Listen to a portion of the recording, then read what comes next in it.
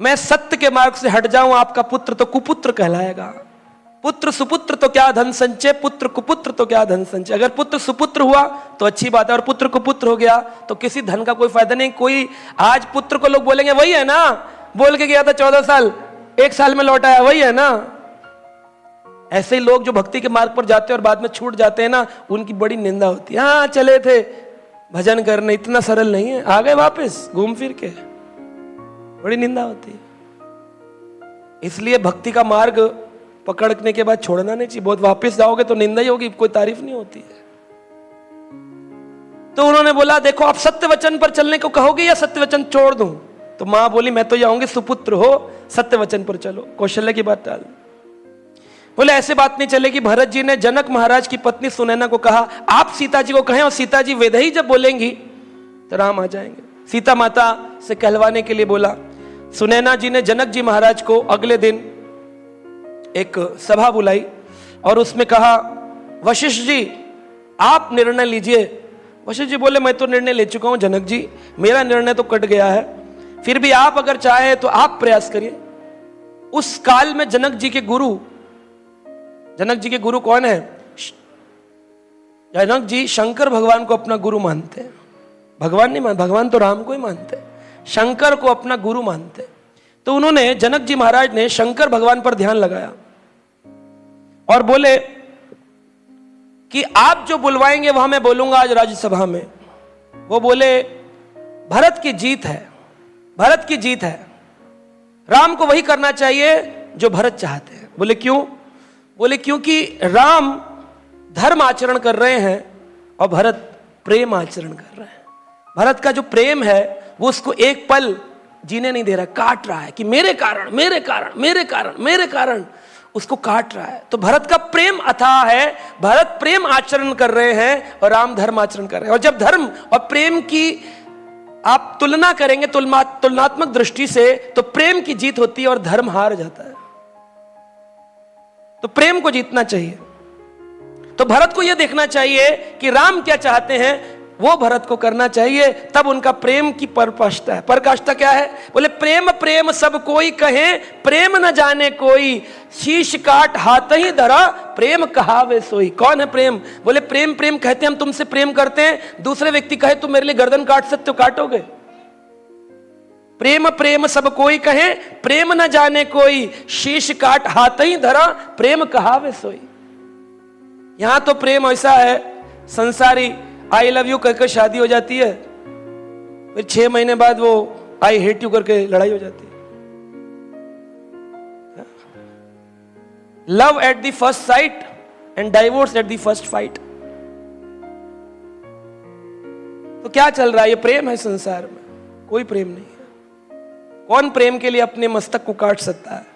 गोपियों ने कहा कृष्ण हम तुम्हारे लिए अपना मस्तक काट सकते हैं, हमको अपना परिवार नहीं चाहिए, हमको कृष्ण आपकी प्रसन्नता चाहिए। कृष्ण अनुशीलनम, शुद्ध भक्ति, कुछ नहीं, no family affair, only Krishna affair, no current affair, only Krishna affair.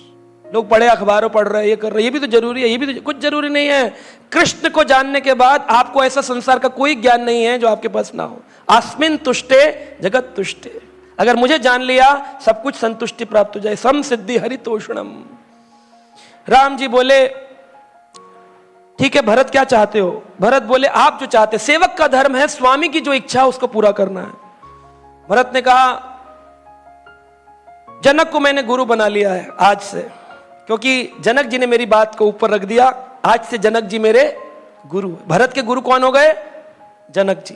बोले आज से मैं गुरु जी बोलता हूं क्योंकि इन्होंने आज जितवा दिया। बोले भरत प्रेम में ऊंचा है, भरत जीत गया, आज जनक जी गुरु जी हो गए मेरे। खुशी खुशी में होता है ना।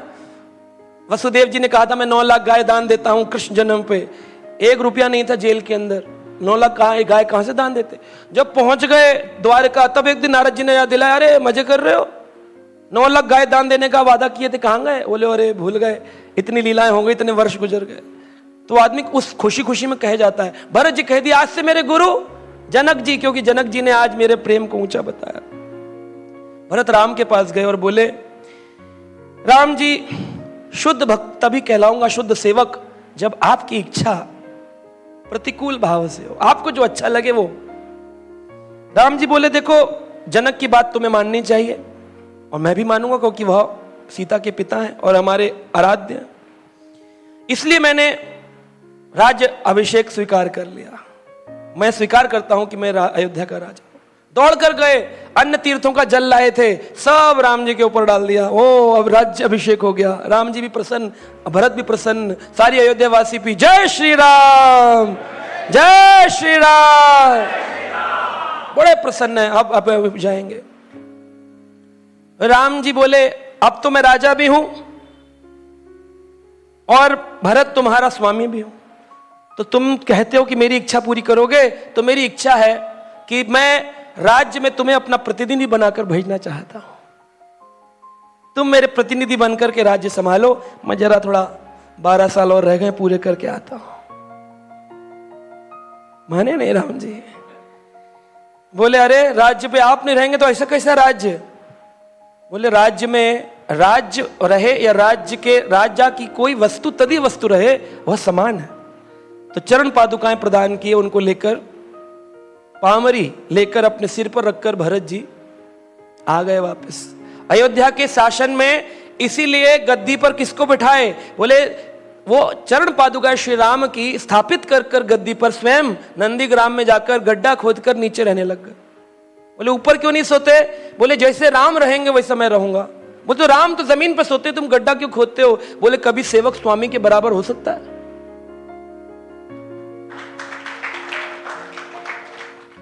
कंदमूल फल खाते हैं, बोले राम 2 बार खाते, मैं 1 बार खाऊंगा। राम जी जटाओं क्यों बांध कर रखते हैं? यह भी जो जेल नहीं लगाते थे जटा के लिए, वो पेड़ों से निकलने वाला रसीला पदार्थ है, उससे जटाओं में लगाते थे ताकि बाल काटने का समय खराब ना हो, कृष्ण राम भजन हो सके।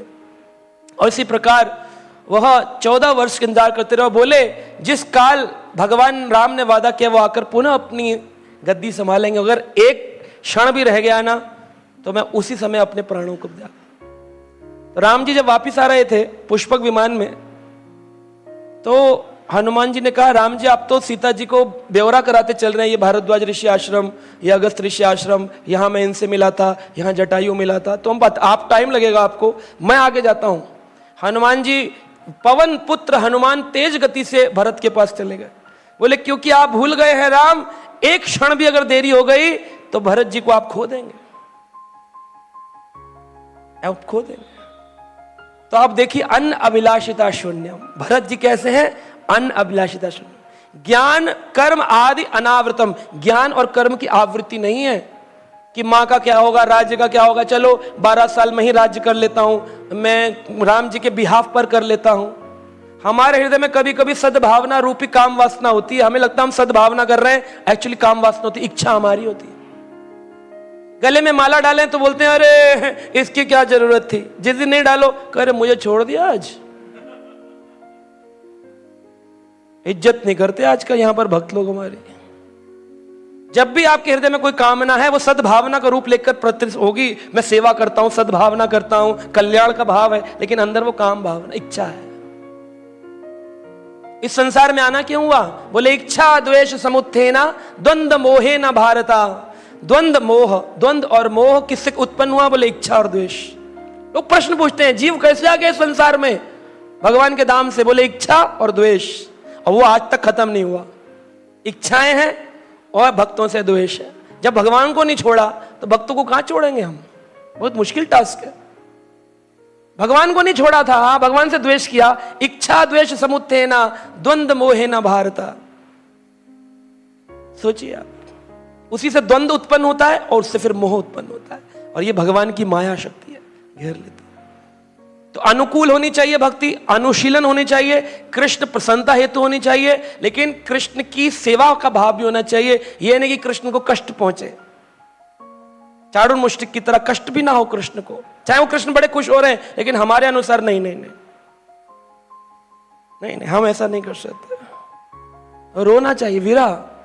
और यही थी चैतन्य महाप्रभु ने हमारे लिए शिष्टाष्टकम के 8 श्लोक ऐसे ही नहीं छोड़ दिए। बहुत गहरा ज्ञान है, एक एक श्लोक पर हम लोग सेमिनार करते एक एक दिन का, तब जाके 8 दिन में 8 श्लोक पूर्ण होते। क्या कह रहे हैं? आश्लिषा वा पादरातम पिनुष्टमाम अदर्शनाम नामृताम कृतो वा तथा यथा तथा वा विद्धात लंपटो मत प्राणनाथस्तु सेवनापरः। आप मेरे प्राणनाथी रहेंगे, आप मेरा प्रगाढ़ आलिंगन करें या मुझे आप मरमत करके त्याग दें। ये होता है स्वामी और ये होता है सेवक का संबंध। ये नहीं कि मलाई मिल रही है तो स्वामी जी, डांट पड़ गई तो छोड़ दिए सेवक जी, अपना रास्ता नाप लिए। पतित स्थिति में है व्यक्ति, तिलक लगा रहा है, बोल रहा है मैं भक्त हूं। अरे भक्त हो ही नहीं सकता, हो ही नहीं सकता भक्त। भक्त अगर होता तो करोड़ों करोड़ों लोगों के मध्य में भक्त कहलाता क्या? बोले कोटि ज्ञानी मध्य एक कृष्ण, दुर्लभ कृष्ण भक्त। मुक्त लोगों के बीच में भी एक कृष्ण भक्त बनना मुश्किल है। आकर के यहां पर खड़े हो गए और हमने बोल दिया हम रोज मंदिर जाते हैं, हम भक्त हो गए। हम साधक हैं, साधना के माध्यम से भक्त बनने का प्रयास कर रहे हैं, भक्त नहीं। भक्त होता है अन्न अभिलाषिता शून्यम ज्ञान कर्माद्यनावृतम अनुकूलेन, अनुकूल होनी चाहिए, कृष्ण अनुशीलनम, उसमें कृष्ण की सेवा होनी चाहिए। यह उत्तम भक्ति है। ना ज्ञान चाहिए कि हमें बड़े ज्ञानी बनेंगे, प्रवचनेन न लभ्या, लेक्चर देने से भगवान की प्राप्ति नहीं होती है। अपना चैनल बना लिया, यूट्यूब बोले हम लेक्चर देते हैं, प्रवचनेन न लभ्या, मुझे कभी प्रवचनों से प्राप्त नहीं कर सकते।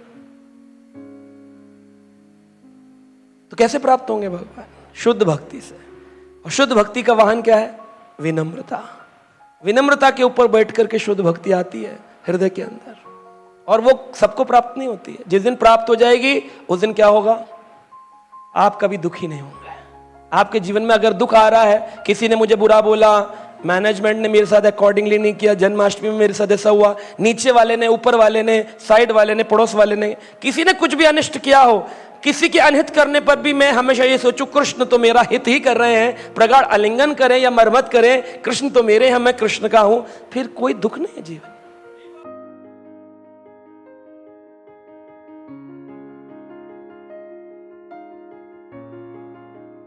Subscribe now and press the bell icon. Never miss an update.